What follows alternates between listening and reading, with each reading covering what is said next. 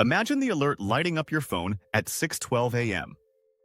Not a rumor, not a blurry artist's impression, but a measured, peer-reviewed announcement that astronomers have confirmed a true Earth twin orbiting a sun-like star 12 light-years away. Same size within a few percent. Rock, not gas. Temperate orbit. Clouds. Spectral fingerprints of water vapor, and, incredibly, a whiff of the unstable gases life tends to make and unmake. The world keeps scrolling for a heartbeat and then stops. Office kitchens go quiet. Classrooms pull up live streams. You walk outside and look up at a blank patch of daylight where reporters say the star sits, and you try to feel 12 light-years with your skin. For a few hours, it's mostly joy. We are not locked in a studio apartment of a solar system anymore. There's a second front door. Someone names the planet in their head right away: Mirror, Echo, Dawn. And the name sticks in their private vocabulary long before any committee prints an official designation. Kids on their way to school rehearse how they'll tell it later. We were there the morning another Earth arrived. A barista takes a marker and writes, "Welcome neighbor," on the tip jar without realizing why her eyes are wet. Then the first round of questions arrives like birds landing all at once. Is anything alive there now, or just the chemistry that makes life likely? If there's life, is it green and quiet or noisy and clever? Could it ever be home for us, or is it ethically someone else's place to keep? And how do you even begin to go 12 light-years when the fastest thing we've ever sent would need tens of thousands of years to drift that far? The same headline that makes you feel infinite also makes you feel very small. The science story is not magic, but it feels like it. Telescopes on the ground and in orbit work together for years, blocking the parent star's glare with coronagraphs and star shades, harvesting single photons like pearls, splitting their colors and reading them like barcodes. That thin light filtered through a faraway sky told us about gases that don't sit still unless something is breathing or burbling or at least reacting. We can't see continents yet. We can't read a coastline. But we can see enough to know this is not a false alarm or a cruel approximation. It's a world that rhymes with ours.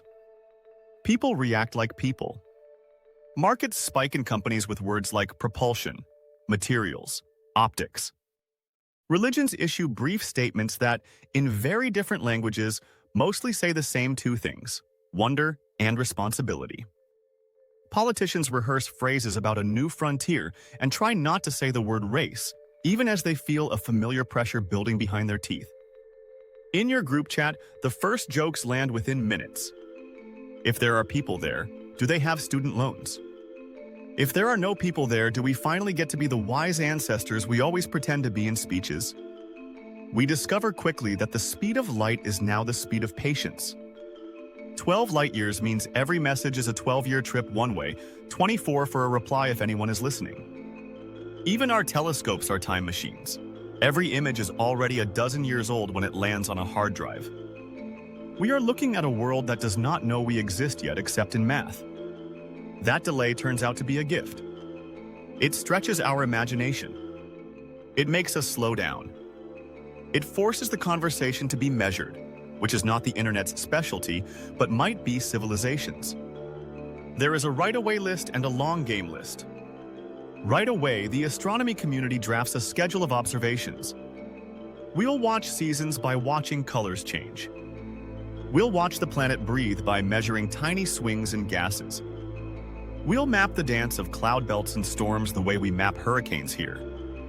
Right away, too, engineers pull open old folders labeled with big speculative names: fusion torch, beamed sail, nuclear pulse, antimatter trap, and start crossing out old assumptions with red pens. You don't get people there with anything we have now, not in a human lifetime. But you can get a probe there if you accept a new definition of launch window. A light sail shoved by a planet-sized laser array could knife through the dark at a fraction of light speed. Call it 20% if you are ambitious, 10 if you are careful. 10% of light is 12 years to go and 12 more for the data to come back, 24 years before you see the first up-close photograph. 20% cuts that to roughly a dozen for the travel itself and 12 to wait for the answer. In a world that usually resets its attention every 6 minutes, the idea of a 24-year news cycle lands like a new climate. we start talking about cathedrals again. Not stone ones, projects built by people who knew their great-great-grandchildren would be the ones to see the ribbon cut. The first cathedral of this era is light itself, a beaming array that can pour precision power into space without boiling its own atmosphere. To do that cleanly, we need to build it off Earth on the moon or farther, and power it with sunlight harvested by fields of mirrors scattered across crater rims. The second cathedral is capacity, mining asteroids for metals without tearing at Earth, learning to weld vacuum into structure, learning to love slow, careful, industrial choreography. The third is governance, agreeing, as a species, that the ability to push a tiny sail across interstellar space should never be the ability to blind or burn across the sky. Every tool we dream up has a shadow. The discovery makes us trace the outlines of both. We build other things too, things that look smaller on paper and turn out to be bigger in the heart. A school district in a small town changes its curriculum and writes to parents, "Your third graders will begin a project this fall called Letters to a Future Neighbor." The premise is simple. Every student writes a message we would be proud to send if we decide to speak. No spoilers, no coordinates, just what a human life feels like at 8. The color of summer in our town, the taste of fresh bread, what scares us, and what makes it go away. The class understands immediately that if anyone ever reads those letters, it will be decades from now, and that they themselves will be different people by the time a reply returns. They write anyway. They draw pictures. One kid writes in fat pencil, "I will be 83 when you answer this if you answer fast." I hope I still like dogs. The messaging debate arrives predictably.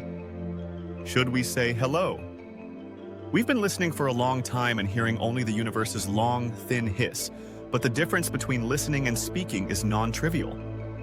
Some say we should wait until we know more. Some say our frequency of combustion on our own planet is not a great advertisement. Some say the ethical move is to choose a letter that any person on Earth would consent to in spirit, if not in detail, not a blueprint, not a banner, but a greeting that says we are here now and trying to be better than we were yesterday. The arguments are, for once, slow and beautiful.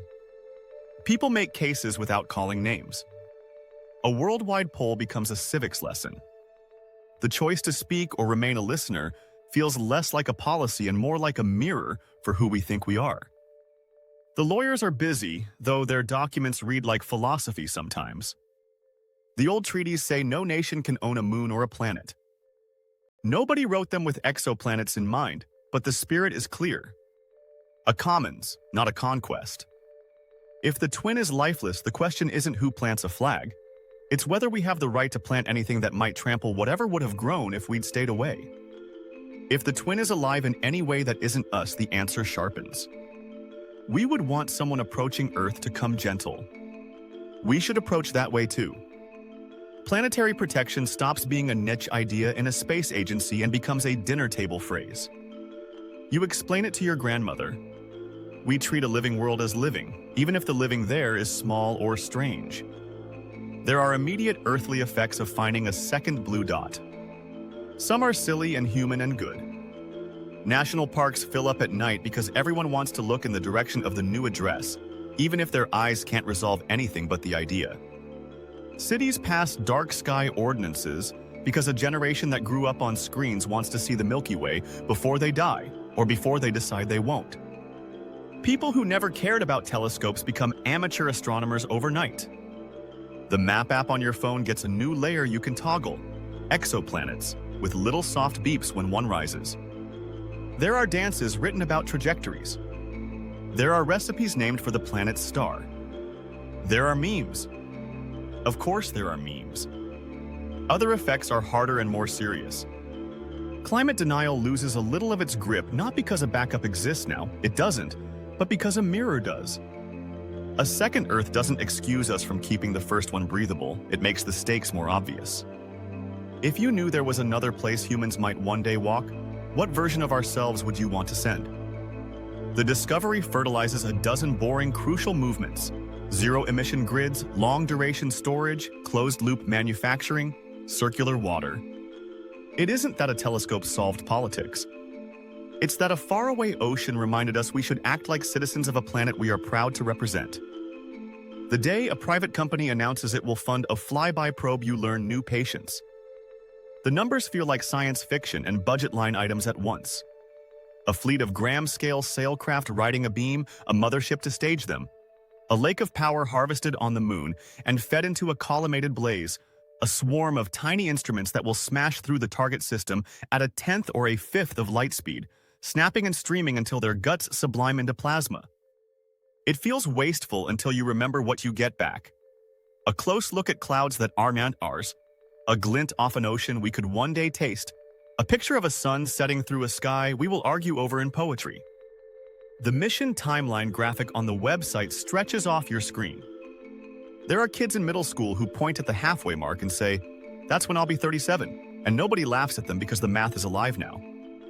Not everyone dreams in the same direction. Some people ask for an arc, not a postcard.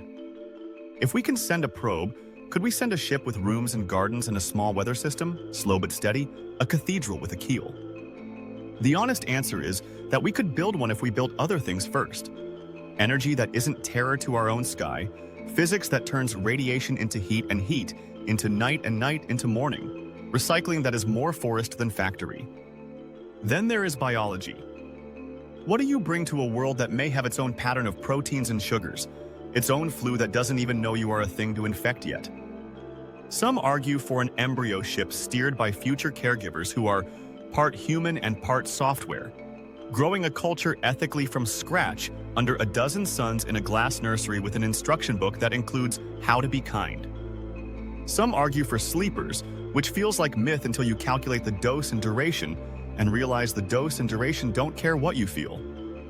The debates about right and wrong here are not the same as the debates about can and can't. That difference is part of growing up. In a world of headlines, there's a second story happening that never makes a push alert. It's the slow adjustment in how we think about time. You feel it in boardrooms when someone proposes an interstellar bond that matures in a century, and nobody laughs because the point isn't the coupon. The point is whether we can build a culture that can hold a promise for that long. You feel it in libraries investing in durable paper again, in case some messages need to be readable without power in 2126. You feel it in art that welcomes slowness. A mural planned to be repainted every 3 years with data that arrives from a sky we can't touch yet. You feel it when you teach a child to plant a tree with the understanding that that child might read a first postcard from another sun beneath its shade. Because we found an Earth, people start to notice Earth. There is a fashion for attention. Watching a thunderstorm from a porch becomes an act of citizenship because it trains you to care about systems, not just episodes. Looking up at a contrail and knowing why it spreads makes you a better voter. You notice birds more. You pick up one piece of trash you would have stepped around last week. None of this is magic. Discovery is not a morality spell. But it can be a story we tell ourselves. We saw another ocean and chose to be worthy of our own. Years pass without drama until suddenly there is drama. The first real image from the flyby mission arrives. A picture built out of data that left another star dark when the teenager who wrote that pencil letter was a small child.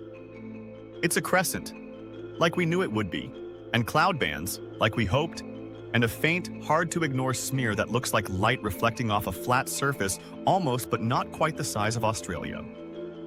You watch a scientist you've never met put a hand to their mouth and close their eyes before they speak.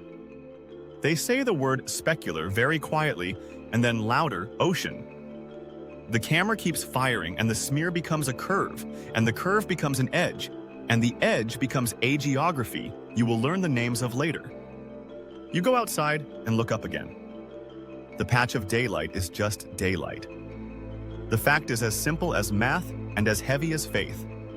There is a place where rain hits a surface and spreads. We have an address for the sound it makes. The second surprise isn't a structure or a light that means city.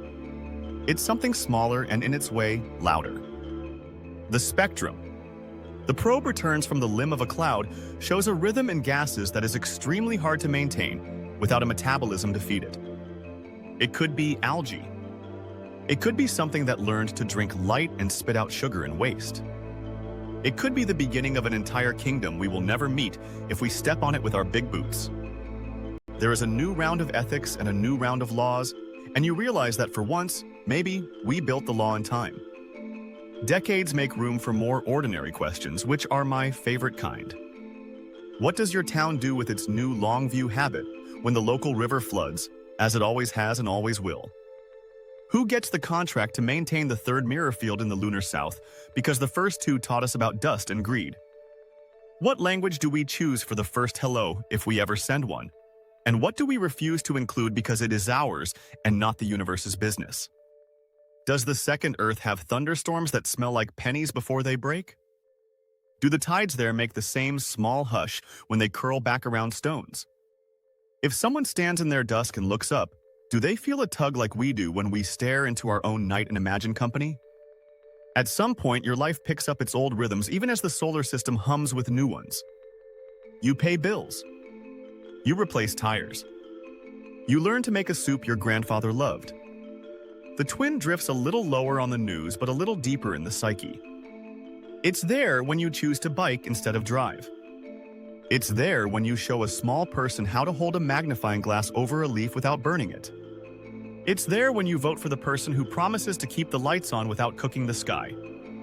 It's there when you walk past the construction site where a cathedral's worth of beams is being craned into an arc, and someone tells you that in 7 years that arc will push a tiny sail, and in 24 years after that, you might see a picture you can only picture now.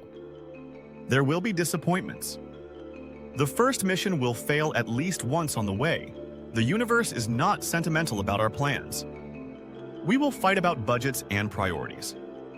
We will be stupid on purpose for weeks at a time because that is part of being human too. The discovery doesn't save us from ourselves. It offers us something rarer, a durable reason to be our better selves for longer than an election cycle.